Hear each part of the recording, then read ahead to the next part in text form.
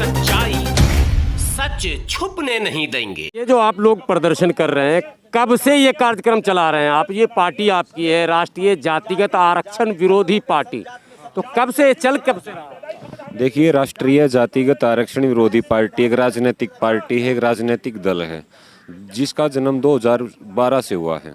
2012 से ये अपने विधानसभा और लोकसभा के चुनाव लड़ती आ रही है अपनी। यानी 9 साल से आप लोग काम कर रहे हैं। बिल्कुल जी। क्या मुख्य एजेंडा क्या होता है? मुख्य एजेंडा आप नाम से ही जान सकते हैं, राष्ट्रीय जातिगत आरक्षण विरोधी पार्टी। कहने का मतलब पूरे देश में जो जाति के आधार पे मदद, आरक्षण की जो मदद चली है वो तुरंत प्रभाव से समाप्त की जानी चाहिए। जातिगत आरक्षण में सिर्फ SC ST OBC के आरक्षण का विरोध करते हैं, या मोदी जी ने 10% जो स्वर्ण आरक्षण शब्द लगाया अभी, उसका क्या इस दृष्टि से? देखिए, जाति या धर्म के नाम से या क्षेत्र के नाम से चाहे वो आरक्षण ही क्यों ना हो और इसके साथ साथ किसी भी प्रकार का संरक्षण ही क्यों ना हो, राष्ट्रीय जातिगत आरक्षण विरोधी पार्टी देश में तमाम प्रकार की जातिवादी, धर्मवादी और क्षेत्रवादी नीतियां जो आरक्षण के रूप में, आरक्षण के नाम से परोसी जा रही, उनका पूरी तरह से उनका खंडन करते हैं और इसको समाप्त कर हर जाति, हर धर्म और हर मजहब के उस जरूरतमंद, शोषित और लाचार व्यक्ति को ही रोटी, कपड़े, मकान और इसके साथ साथ रोजगार की गारंटी सुनिश्चित करने बाबत उसको केवल और केवल आर्थिक रूप से मदद की जानी ही हम ये मानते कि आरक्षण इतना ही। आर्थिक आधार पर यदि सरकार आरक्षण देती है तो मानेंगे? आर्थिक आधार पे बिल्कुल भी सहन नहीं करेंगे। आर्थिक रूप से अगर उसको कपड़े चाहिए तो उसको पैसा दीजिए, उसका रोजगार करवाना आप उसको पैसा दीजिए। ये नहीं है अगर वो गरीब है तो उसको आप पायलट बना देंगे, अगर वो गरीब है तो आप उसको डॉक्टर बना देंगे, अगर आप गरीब है उसके पास योग्यता नहीं आप उसको मास्टर बना देंगे। ऐसा बिल्कुल भी, जहाँ पे योग्यता और प्रतिभा की अनदेखी होगी वहाँ पे राष्ट्रीय जातिगत आरक्षण विरोधी पार्टी किसी भी प्रकार के आरक्षण या संरक्षण का बिल्कुल समर्थन ना तो किया, ना कर रही और ना करेगी।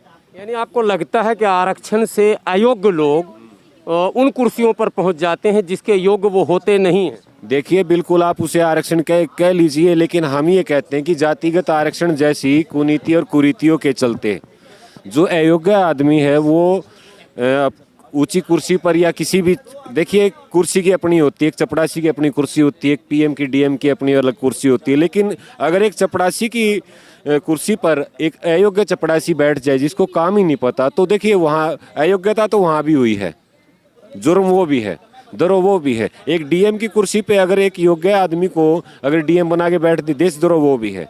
एक जिसके अंदर PM की काबिलियत नहीं है अगर उसको PM की कुर्सी आप दे रहे हैं तो देशद्रोह वो भी है।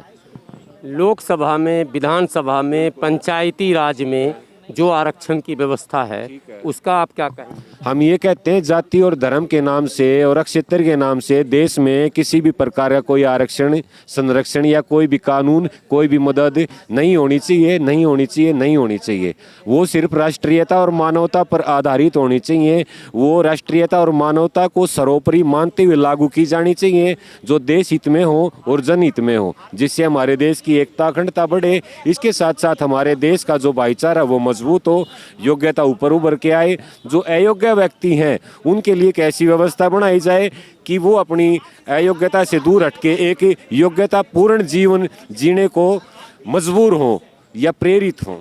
अब 11 वर्षों से आप समाज में घूम रहे हैं, आपने पार्टी बनाई है, घूम रहे होंगे, आप आम जनों के बीच जाते हैं, क्या उनकी प्रतिक्रिया होती है? उनकी प्रतिक्रिया यही होती है कि जो आपने लोगों ने पार्टी बनाई है, राष्ट्रीय जातिगत आरक्षण विरोधी पार्टी, ये अपने आप में एक पारस नाम है। जैसे पारस को अगर आप लोहे से लगा देंगे तो वो अपने आप में, हमने सुना, देखा तो नहीं है कभी पारस से लोहे को कभी सुनते हैं।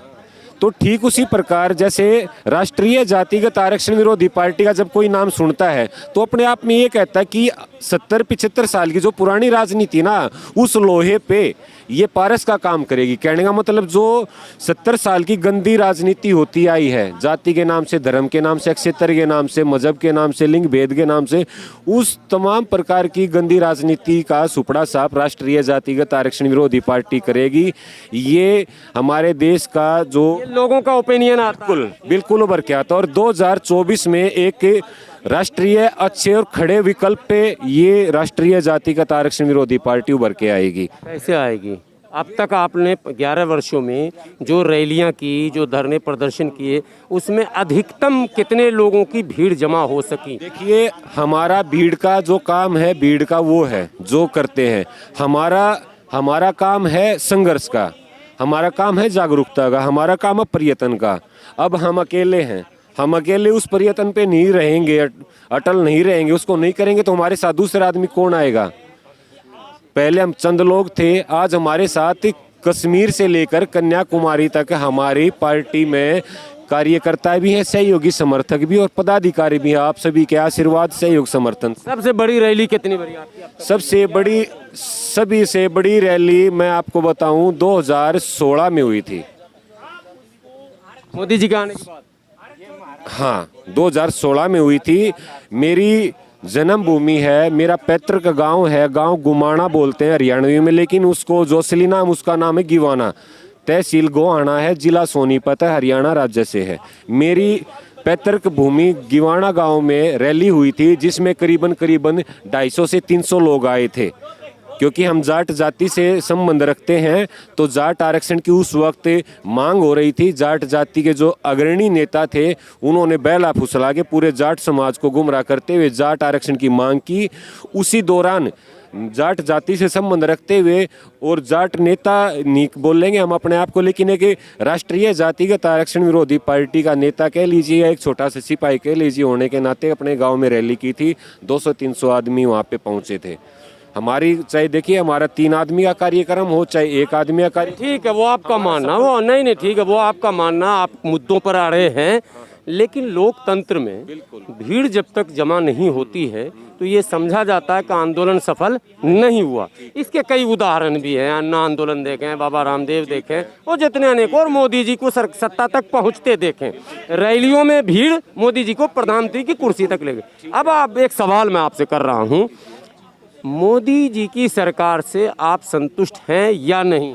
हम मोदी जी की सरकार से ही नहीं, जो भी जातिगत आरक्षण समर्थक सरकार है, चाहे वो किसी पार्टी की है, चाहे किसी राजनीतिक दल की हैं, जो जातिगत आरक्षण का समर्थन करते हैं, हम किसी भी सरकार से कितना भी संतुष्ट नहीं हैं। जो जातिगत आरक्षण समर्थक सरकार, दल या राजनीतिक कमेटी होती है, हम उस पर जातिगत आरक्षण समर्थक होते हुए ही उस पर कांटा मार देते हैं। सवाल पूछूं सर? पूछिए साहब। जाट जिद्दी होता है, कहा जाता है, कहावत है। 2014 और 19 में आपने वोट किसको दिया? 2014 में, 2014 में हमने अपनी पार्टी को वोट दिया, 2019 में हमने अपनी पार्टी को वोट दिया साहब। आपकी पार्टी खड़ी हुई थी? बिल्कुल खड़ी हुई थी साहब। हमारी पार्टी से अब लोग कह देते हैं मौजूदा व्यवस्था से आप संतुष्ट नहीं है? नहीं, बिल्कुल नहीं है, नहीं है। मौजूदा सरकार से भी नहीं? बिल्कुल नहीं है, बिल्कुल नहीं है। और दूसरे दलों से भी नहीं? किस लिए हम कहने लग रहे हैं? हमारा रास्ता ये है, हमारा रास्ता साफ है। हमें आपको लगता है किसी दल में हिम्मत है कि वो मंच पे आके कह दे जातिगत आरक्षण का मैं विरोध करता हूँ? वो फिर वो करेगा तो उसको वैसा भुगतना पड़ेगा ना, उसको वैसा भुगतना पड़ेगा। अब आप कह रहे हैं कि पार्टी में, वो पार्टी करेगी नहीं और आप में जन समर्थन आएगा नहीं तो कैसे हल होगा? आप सुनिए, आप कभी भीड़ की बात करते हैं, ठीक है, भीड़ की बात आप ये की कहें तो अगर आज हम इस वृक्ष के नीचे हम बैठे हैं तो किसी महानुभाव ने बड़े प्यार से इसको लगाया होगा, शायद वो है या नहीं, लेकिन आज ये पेड़ अपनी पहचान छोड़ गया है। वो उसका संघर्ष था, उसने सिंचाई, इसको लगाया, आज ये समयानुसार बड़ा हुआ है। अगर इसकी देखरेख की हुई तो आज ये स्वस्थ है। अगर उस वक्त इसको कुचल दिया जाता या इसको कोई संभालने वाला, शायद खत्म भी हो सकता था। मतलब लंबी पारी खेलनी है। हमारा ये आखिरी सांस तक लड़ाई चलेगी, निर्णायक लड़ाई है, इसको राजनीतिक लड़ाई है, राजनीतिक सत्याग्रह आंदोलन। इसमें किसी प्रकार कोई भय, शंका या किसी प्रकार की कोई हम वो इसमें भेदभाव, बीच में लड़खड़ाने का नहीं, कोई नहीं। यहाँ जान जा सकती है लेकिन वचन नहीं जाएगा।